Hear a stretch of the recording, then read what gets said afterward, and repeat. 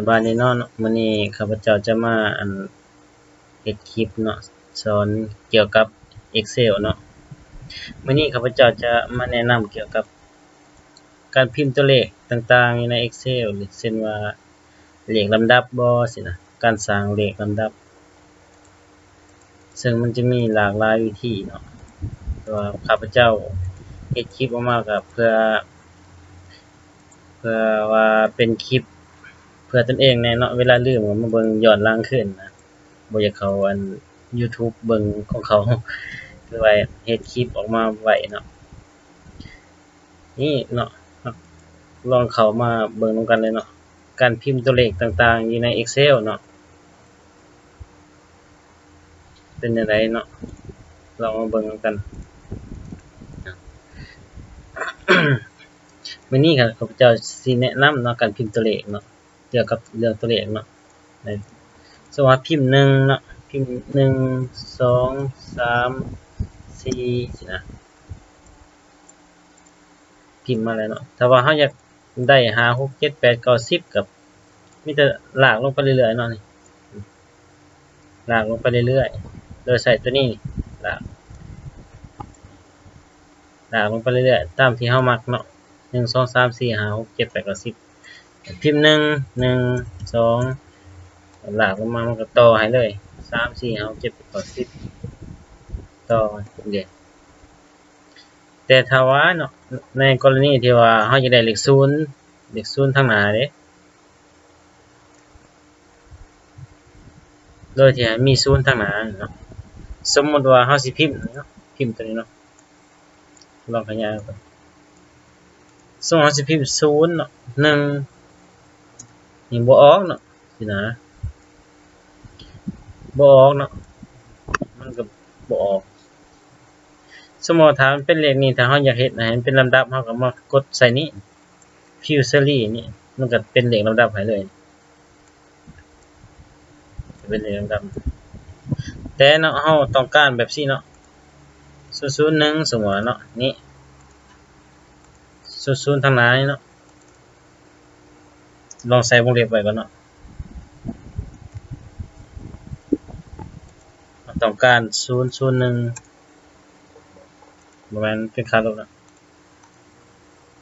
ลองเด้อ01เราอยากได้แบบนี้เนาะ001ทางหน้านะ001 002ไปแล้วบัดนี้นี่001 002เนาะไปตามลำดับเลยเนาะ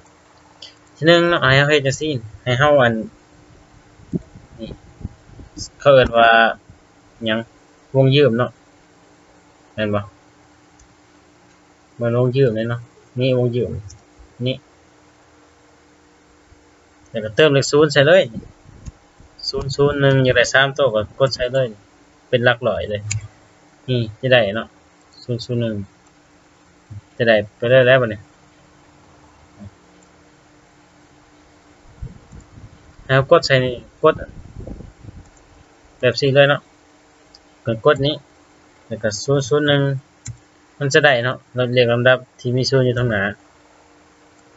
อันนี้เป็นวิธีที่1เนาะนี่วิธีที่1เนาะวิธีที่1เนาะนี่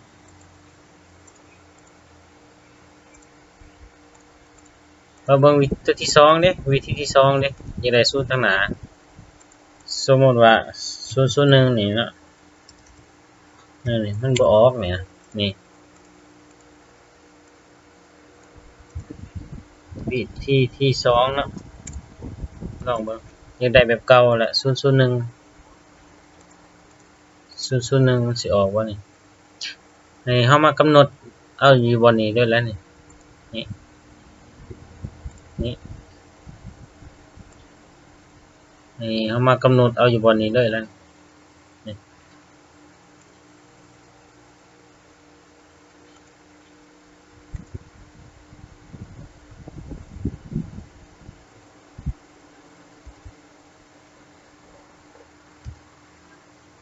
ลองเนาะใส่นี้ลองมาบ่เท่ากับเนาะเปลี่ยนภาษาก่อนเนาะนี่ นี่แหละศูนย์นี่จะได้ไปสิเนาะลองบังกดบ่ออกเนาะบ่ออกแล้วลองลบก่อนกดนี่จะได้แล้ว001เนาะนี่กันแล้วฟิวเซอรี่เลยนี่บ่ออกเกี่ยวกับตัวเลขเนาะจะได้ลำดับไปแบบนี้เลยอันนี้หลักร้อยเนาะคันหลักพันเฮาก็ติวใส่เลยนี่สมมุติว่าอยากได้หลักพันเนาะพันติวใส่เลยนี่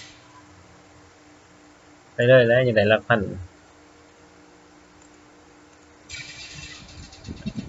เกี่ยวกับตัวเลขเนาะอันนี้เป็นวิธีที่2เนาะบัดนี้เกี่ยวกับเลขลำดับนี่นะถ้าเฮาบ่อยากพิมพ์หลายเทื่อเนาะถ้าเฮาบ่อยากพิมพ์หลายเทื่อให้เฮามากำหนดเอาเลยเฮาจะพิมพ์บนได้ก็ได้อยู่ในตารางเฮาให้เฮามากำหนดเอาเลยเนาะสว่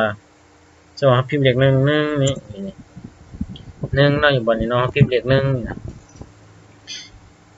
บัดนี้ให้เฮาเข้ามานี้ formula นี้ define name นี่ให้เขามา define name นี่เนาะลองเขามาเบิ่ง define name นี่เด้เฮาก็ตั้งสูตรตั้งไว้แล้วแหละเขียนชื่อมันขึ้นมาแล้วสมมุติว่ารหัสเอาง่ายๆเนาะง่ายๆลบออกเลยลบออกเลยให้เฮากดเท่ากับแล้วก็นี้ลองบ่แม่นกดเท่ากับแล้วลองกดเท่ากับนี่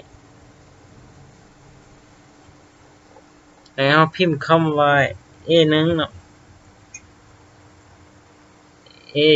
A มันอยู่ใส่ A3 เนาะคือเลข1เฮาเดี๋ยวนี่ A3 เนาะเดี๋ยวขึ้น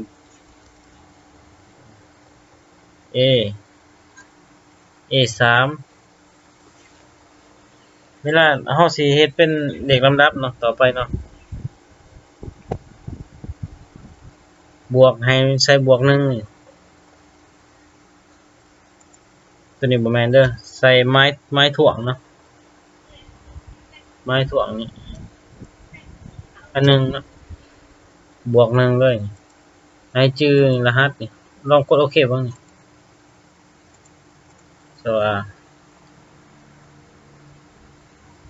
ลองพิมพ์เนาะเท่ากับรหัสเนาะรหัสออกบ่ออกเนาะนี่เด้นี่เด้อันดูขึ้นเนาะรหัสนี่ตัวนี้มันเป็นสูตรเนาะนี่เป็นตัวอ้างอิงนี่ซื่อเนาะนี่เนาะลากลงมาเลยแล้วนี่มันก็นับให้เลยแล้วนี่นับให้เลยนี่มันก็นับให้เลยลองลบเนาะลองลบสมมุติว่า1 2 3เนี่ยเราจะสิพิมพ์สูตรใส่ก็ได้นี่รหัสรหัสมันก็เป็น4เลยเนาะมันก็บวกให้เลยมันก็ลากลงมาเลยนี่ดิมันก็อันนี้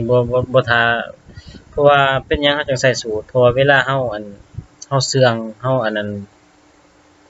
เฮาซอดพวกเกี่ยวกับซอดเนาะเฮาต้องได้พิมพ์ตารางวันที่ตลอดเนาะก่อนสิว่าเฮาจะต้องใส่สูตรเอาแบบนี้นะคือตัวนี้ผ่านไปแล้วเนาะการเติมเลขหน้าเลข0อยู่ทางหน้าเนาะให้กับเลขลำดับนี่เนาะอันที่1เนาะกับจะว่าคืนเนาะคือใส่ตัวนี้วงยืมนี่เนาะแล้วก็พิมพ์เลข001เนาะแต่ว่ามันอาจจะบ่อยากถึกละกันนั่นนึงแต่ตัวนี้มันบ่ไม้ถ่วงเนาะเพราะไม้ถ่วงมันว่าเฮาใส่อันใดอันหนึ่งข้างหน้ามันบ่ถึกเนาะคือตัวนี้เฮาจะใส่สูตรเลยนี่บ่แม่นสูตรเนาะให้เฮาเข้าไปแก้ไขเอาอยู่นี่เลยอยู่เกี่ยวกับ number เลยนี่โดยที่ว่าให้มันเป็น ลักได้ก็ได้ลักร้อยก็ได้ลักพันก็ได้มันก็จะนับให้เฮาคือกันจะนับให้เฮาคือกันเบิ่งข้าพเจ้าสิใส่สูตรต่อเนาะสมมุติว่า058ลองเบิ่งใส่รหัสมันสิต่อให้บ่มันสิต่อให้บ่059มันออก59อย่างเดียวเนาะเพราะเป็นหยังจะออก59เพราะว่ามันบ่ได้อยู่ในโครงสร้างของตัวนี้เนาะ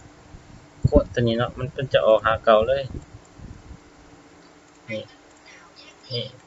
มันจะบ่ได้อยู่ในสูตรเนาะคือเขาจะเห็นเลขลำดับตัวนี้มันจะอยู่ในสูตรเนาะคือ1 2 3เนี่ยลองใส่เบิ่งรหัสมันก็เริ่มใหม่เพราะว่ามันบ่เรียงกันเนาะคันเรียงกันอย่างใดมันต่อกันรหัสมันก็จะเริ่มเลข4เลยเริ่มเลข4เลยนี่อันนี้มันก็ต่อกันเลยเนาะเกี่ยวกับตัวเลขเนาะเวลาพิมพ์บัดนี้มาเว้าตัวเลขอีกเนาะก็เว้าเกี่ยวกับตัวเลขคือกันเนาะนี่สมมุติว่าเฮาพิมพ์นี่1,000ตัวเลขกันเนาะอยากให้มันมีจุดบ่สินะให้เฮากดใส่นี่เลยนี่มันมี0ทางหลังนี่เฮาก็ต้องเอาออกนี่เนาะทาสีเอาเลยเนาะสมมุติว่าเขาจะพิมพ์1,000 2,000 30,000 45 1 2 3 20,000มันบ่มีพวกนี้เนาะคันถ้าบ่มีแนวนั้นแล้วเนาะให้เฮาใส่เลยนี่เห็นบ่เป็นจำนวนเงินเลยลบออกนี่ถ้าบ่ต้องการ0ถ้าต้องการ0ก็บวกเพิ่มอีก2ลบออกนี่อยากใส่สกุลเงินก็ใส่นี่กดเข้ามาเลยนี่มันบ่มีกีบเฮาก็ไปเลือกเอานี่สมมุติว่านี่ให้เป็นเลือกกีบลาวนี่กีบนี่ก็ออกมาให้เฮานี่มันกีบบ่สินะเหรียญบ่สมมุติเฮาอยากใส่เหรียญก็เหรียญนี่นะยูโรนี่เกี่ยวกับตัวเลขเนาะก็ถือว่ามีแต่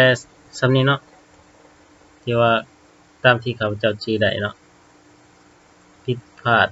ประการใดก็ขอโทษขออภัยนำเนาะขอขอบใจ